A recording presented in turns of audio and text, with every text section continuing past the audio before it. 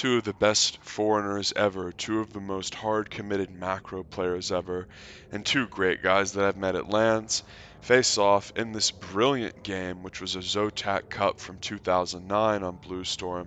In the bottom left, playing under the ID, pay me please, the American macro machine, my favorite player ever, Greg IdrA Fields. And he is going for 2 racks this game. So IdrA was known as a hard committed macro player, but he was also a very intelligent person who understood the dynamics of strategy in best of series. And he knows he's playing Rhett, who is a hard committed macro player. Now, 9 out of 10 times against almost every opponent, IdrA's standard strategy would be to play a grinding, standard, methodical approach that relied on his macro and really just focused on getting to the late game and showing off his great mechanics. Well, Rhett thought about the game in a nearly identical way and was also a late game player with great mechanics. So whenever IdrA would play other talented macro players, he would either do more greedy variations of his builds or he would cheese and mix it up.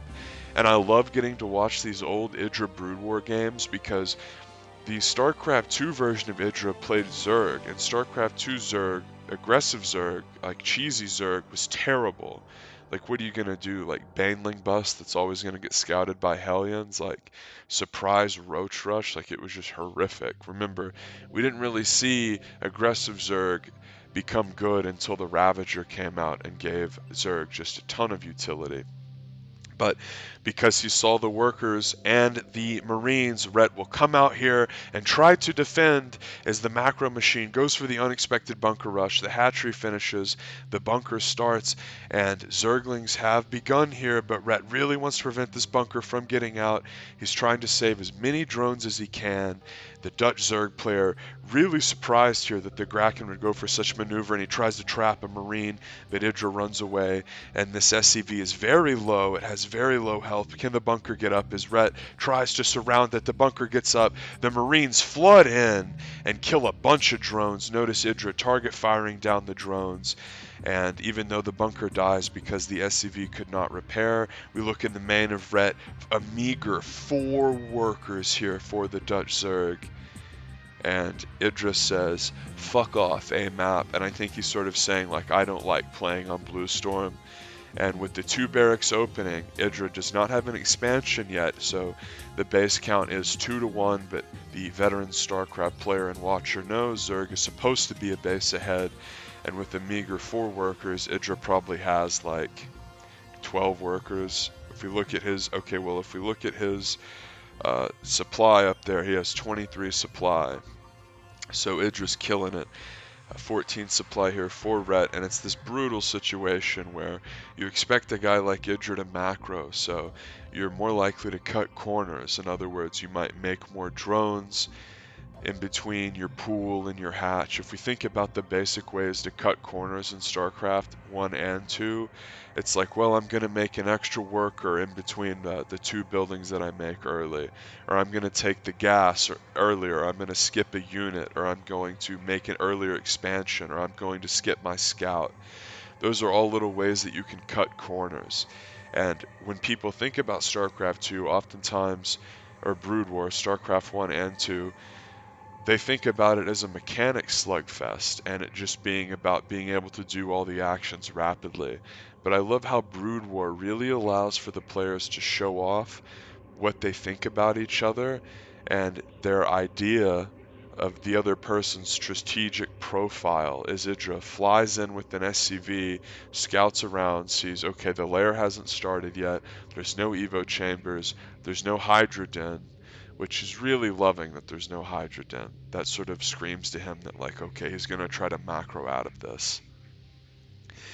And whenever you do a bunker pressure like that, as IdrA sees the layers start, and you kill a bunch of workers, you're not really expecting to KO the person, especially in a Zotac finals, which is what this is, the finals of a Zotac Cup, where IdrA is playing in Korea. This was the IdrA Korea era in 09, and Rhett is still over in Europe. And the interesting thing about this game, to me, is that we get to see IdrA be aggressive.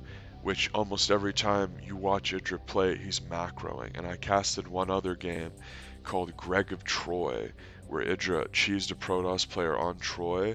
And StarCraft 1, I think, really gives you the ability to play your opponent and do like stylistically more sniperish things than StarCraft 2. Like StarCraft 2 is way more restrictive in what you can do.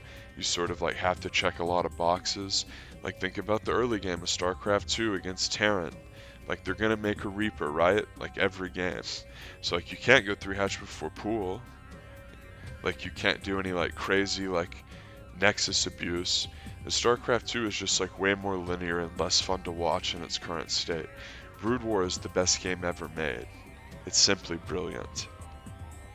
IdrA warding off the links here of Rhett, and the two things that jump out to me about this map, Bluestorm, are the jokish high ground over the natural, which you can't drop anything on, but there's so much blank space where this was a notoriously good Muta map for Zerg.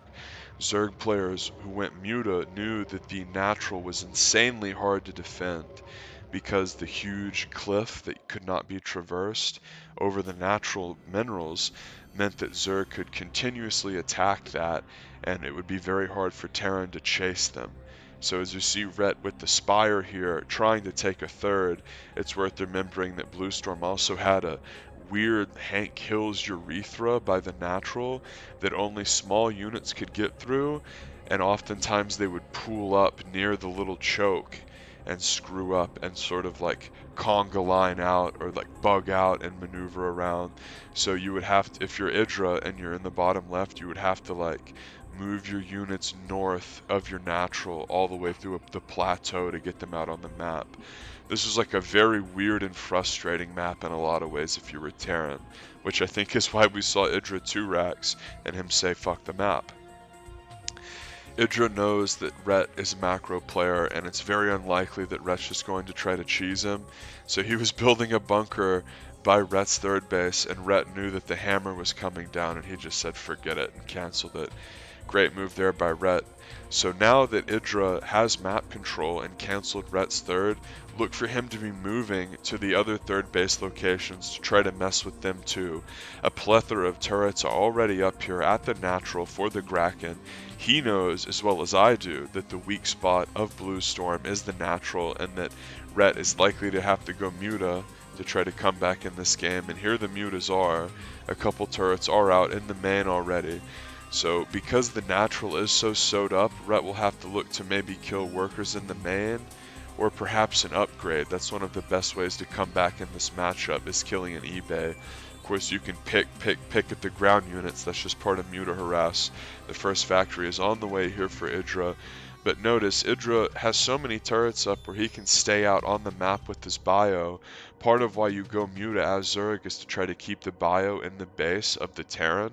But the Terran is already out on the map, putting out more pressure than Darian Hatcher and Alec Manoa filling up his tires as a Muta Flock picks off a little unit, but BFD. But finally we're going to get to see some real damage from Rhett as he picks off a turret, swings in, picks off a couple workers, but this is the macro machine. He has units here, starts to sandwich the Mutas, and the Mutas run away. One interesting thing about Muta harass in this game is if you hotkey an Overlord in your Muta control group, you can essentially stack the Mutas and micro them in a spectacular way that is not available in StarCraft 2. And because IdrA was ahead from the early game and Rhett was playing catch up the whole time, and IdrA's macro was so good, IdrA was already out on the map terrorizing Rhett and canceling his third base before the Mutas were out.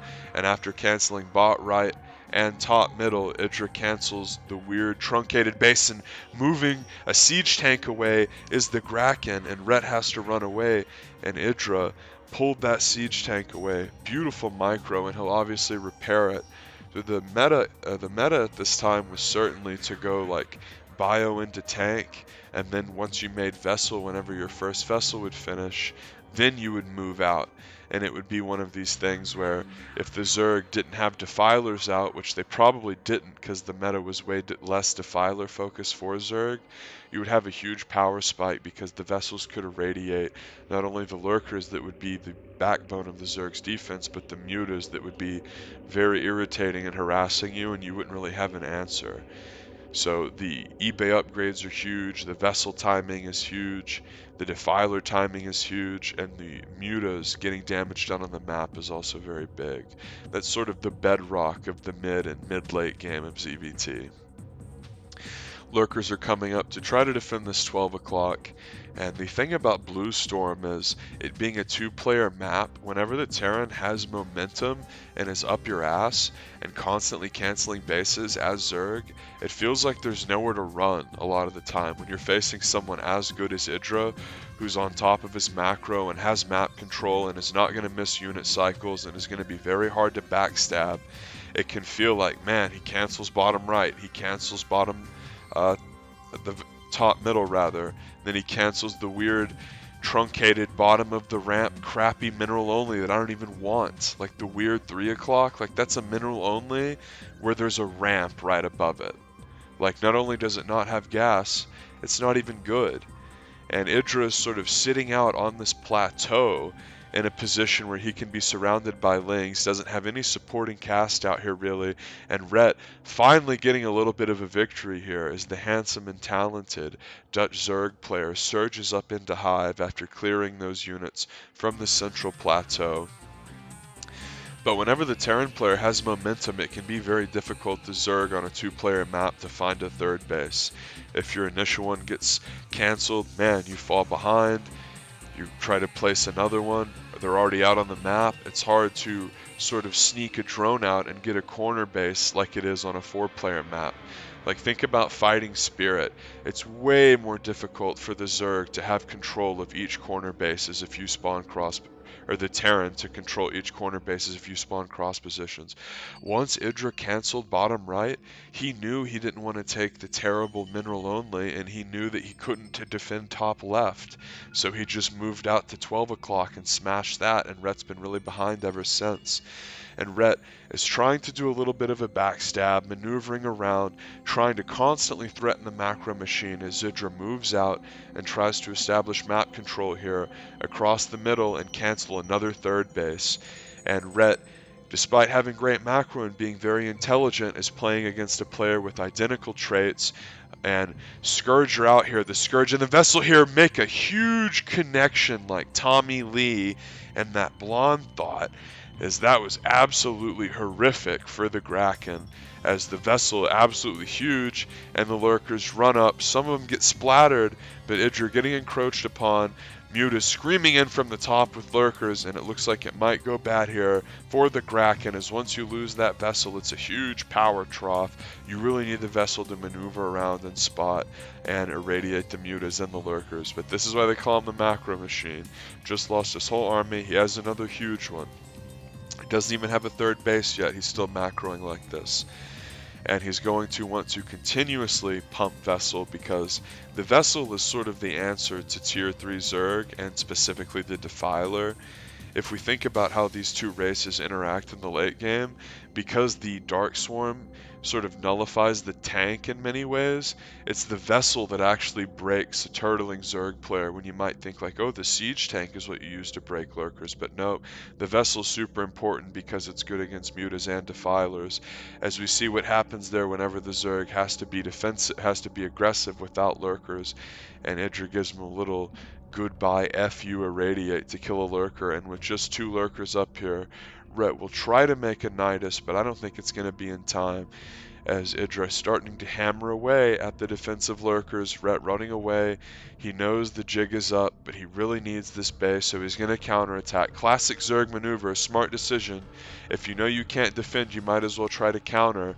And a scan goes down, IdrA sees, okay, I killed most of the lings, only a couple lurkers left, and with a vessel over there, suddenly that becomes way less harder to retake, as the macro machine has had a ton of momentum in this game since the jump when he uncharacteristically went for an aggressive cheese, and he's hammering away at this 12 o'clock base that's so important for Rhett, a gas base, mind you.